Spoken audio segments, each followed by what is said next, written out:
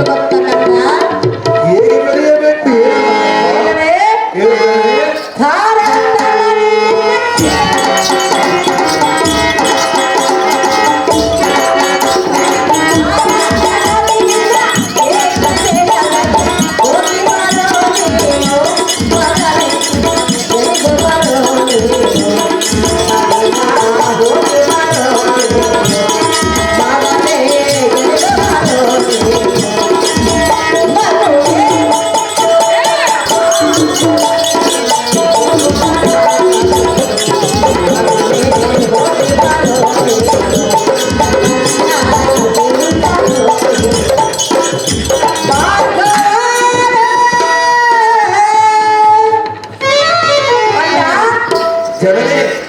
ತಾಯಿಗೆ ಕೊಟ್ಟ ಮಾತನ್ನು ನಡೆಸುವುದಕ್ಕಾಗಿ ನೀನು ಹೋಗುತ್ತಿರುವೆಯಲ್ಲ?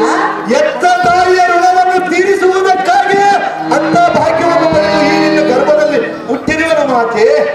ಅಮ್ಮಯ್ಯ, ಎತ್ತ ತಾಯಿ ಋಣವನ್ನು ತೀರಿಸುವ ಸಮಯವನಿಗೆ ಬಂದಿರುವುದು. 10 ದೇವರನ್ನು ಪೂಜೆ ಮಾಡುವುದಕ್ಕಿಂತ ಎತ್ತ ತಾಯಿಯ ಪಾದವನ್ನು ಹಿಡಿದು ಪೂಜೆ ಮಾಡುವುದು ಶಾಸ್ತ್ರವಿರುವುದು ತಾಯಿ.